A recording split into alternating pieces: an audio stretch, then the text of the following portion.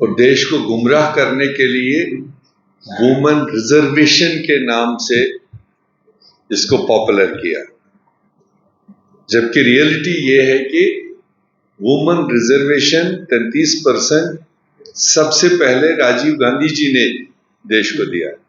Urban local bodies, municipalities, panchayat में सबसे पहले जो बुनियादी सतह पर रिजर्वेशन की बात रही और जो उसको दिया गया 73-74 अमेंडमेंट में, वो कांग्रेस की देन। और उसके बाद लेजिस्लेटिव असेंबलीज में पार्लियामेंट के लिए जो मजबूत आवाज महिलाओं की 33% की है, वो भी कांग्रेस ही की। ये इत्तेफाक की बात है कि पीछे 2 बार हम लोगों ने सरकार की, यूपीए 1, यूपीए 2, उस वक्त हमारे पास अपनी मेजॉरिटी नहीं, कोलिशन सरकार थी, कोलिशन में अलग अलग पार्टी का अलग अलग व्यू था, जिसकी वजह से नहीं है। और फिर कंटिन्यू हमारी नेता सोनिया गांधी जी ने 2014 से लेकर 3 साल पहले तक प्रधानमंत्री नरेंद्र मोदी जी को डजन्स ऑफ टाइम्स पार्लियामेंट के अंदर, पार्लियामेंट के बाहर महिला रिजर्वेशन लागू करने के लिए प्रेस किया। पूरी कांग्रेस पार्टी, जिसकी लीडरशिप सोनिया गांधी जी ने संभाली।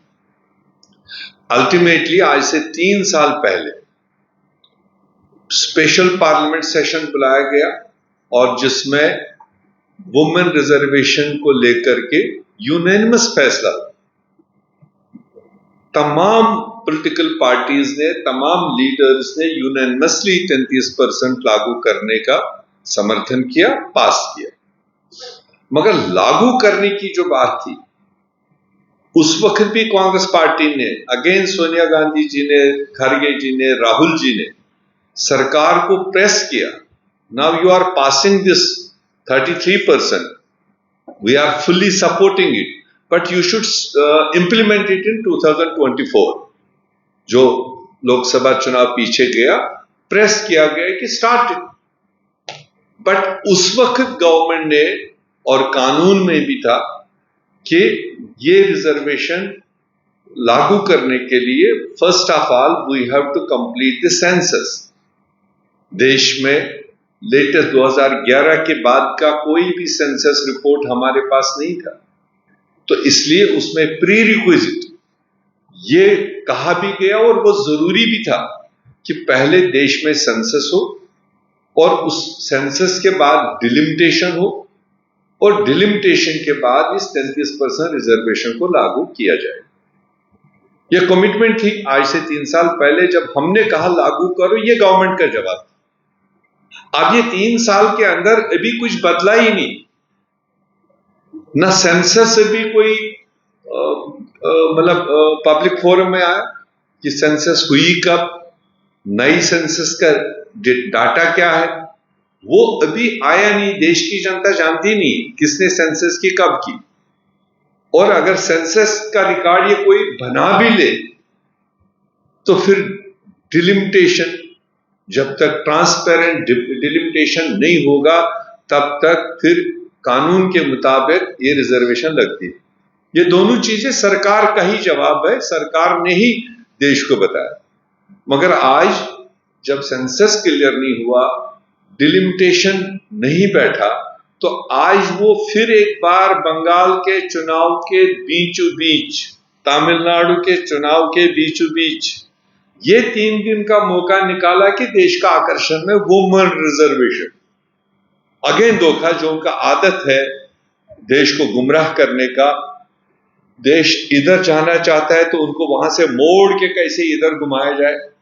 तो इस वक्त डिबेट है देश में डेवलपमेंट का, रोजगार का, परेशानियों का, चुनाव का टाइम, उसमें से निकल करके फिर 3 दिन का ये लगा दिया, जबकि इसका कोई पर्पस है नहीं। वही कांग्रेस पार्टी पूरी अपोजिशन आज पार्लियामेंट में पूछ रही है कि ये तो रिजर्वेशन तो हम पास कर चुके हैं, that is not under debate, ना ही उस पर कोई सवाल, किसी पार्टी ने उस पर कोई सवाल नहीं किया। 33% देना है यूनियन, बट लागू करने से पहले where is the census, and who will do the delimitation. अगर डिलिमिटेशन उनको उसी तरह का करना है जैसे आसाम में किया और जम्मू कश्मीर में किया 4 साल पहले, तो भगवान बचाए इस देश को। वो तो किसके घर में बैठ के तोड़ फोड़ का नक्शा बनाया गया। अब आप यकीन करिए, मैं जम्मू कश्मीर से आता हूं तो एक सीट का हवाला दूंगा, एक पार्लियामेंट और एक असेंबली। यूं समझ लो, एक पार्लियामेंट ऐसी बनाई जिसका मालदा, एक जिला मालदा, एक जिला शायद ज्योग्राफिकली पुरुलिया, कहां मालदा कहां पुरुलिया, इन दो को बाय ईयर मिला दिया और एक पार्लियामेंट सीट बनाया। इसी तरह से एक असेंबली, मेरे बगल की असेंबली, ये समझो, अब मुझे यहां के नाम उस तरह के याद नहीं, समझो सिलीगुड़ी और कूच बिहार। सिलीगुड़ी कहां, कूच बिहार कहां, कूच बिहार का आधा हिस्सा उठाया और सिलीगुड़ी का आधा हिस्सा बनाया, ये असेंबली कॉन्स्टिट्यूंसी है। तो मजाक बना दिया, क्योंकि उससे उनका पॉलिटिकल माइलेज दिख रहा था, वो उनको फिर भी नहीं मिला। ऐसा करने के बावजूद हिमालय पहाड़, बीच में पहाड़ के इस तरफ, जिसका एक दिन का सफर है पहाड़ को क्रॉस करने का, पहाड़ के इस तरफ आधा कॉन्स्टिट्यूंसी, पहाड़ के उस तरफ। तो अगर उस तरह का मतलब उनको पायजामा सिलना है जिसका हाथ पैर ही नहीं हो, तो वो तो फिर घर बैठे उन्होंने बना रखा होगा, एक फॉर्मेलिटी है कि डिलिमिटेशन जी बिठाएंगे जल्दी। दूसरी बात उसमें कंसर्न्स है कि जैसे हमारे साउथ और एग्जैक्टली नॉर्थ ईस्टर्न स्टेट्स है, तो इन्होंने 20-30 साल से हम दो हमारे दो का पॉलिसी फॉलो किया। ये भी गवर्नमेंट का आर्डर था, गवर्नमेंट की पॉलिसी थी, पॉपुलेशन कंट्रोल, हम दो हमारे दो।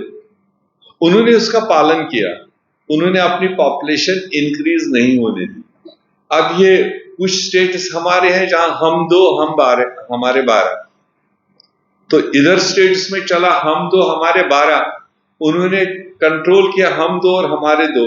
आज अगर उनको पॉपुलेशन के रेशियो से हिसाब से सीटें बढ़नी तो उनको तो पेनल्टी लग रही, कि उन्हें देश की पॉपुलेशन को कंट्रोल करने के लिए जो उन्हें पहल की, एजुकेशन को बढ़ावा दिया, एम्प्लॉयमेंट को बढ़ावा दिया, उस चीज का उनको नुकसान हो रहा है।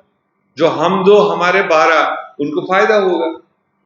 तो इन चीजों को जब तक क्लियरिटी के साथ नहीं हो, इसीलिए कांग्रेस पार्टी ने कहा था कि इस सेशन को लगाने से पहले आप 29 तारीख के बाद में, 29 को फेजेस कंप्लीट हो जाएंगे, उसके बाद ऑल पार्टी मीटिंग करिए, उसमें आप एजेंडा रखिए, जो कंसर्न है पॉलिटिकल पार्टीज के वो आप सुनिए, उसके बाद में किसी भी टाइम आप डिबेट कीजिए, we are ready for debate. But नहीं सुनी। अब मगर हमारा मकसद है, आज जो गुमराह कर रहा है देश को कि women reservation, women reservation, it is not, today's session is not for women reservation. The question there is the delimitation, जो वो अपने आप करना चाहते हैं, which country will not allow, and the Congress party and like-minded parties will not allow Bharatiya Janata Party to do like that, what they have done in Assam and Jammu and Kashmir.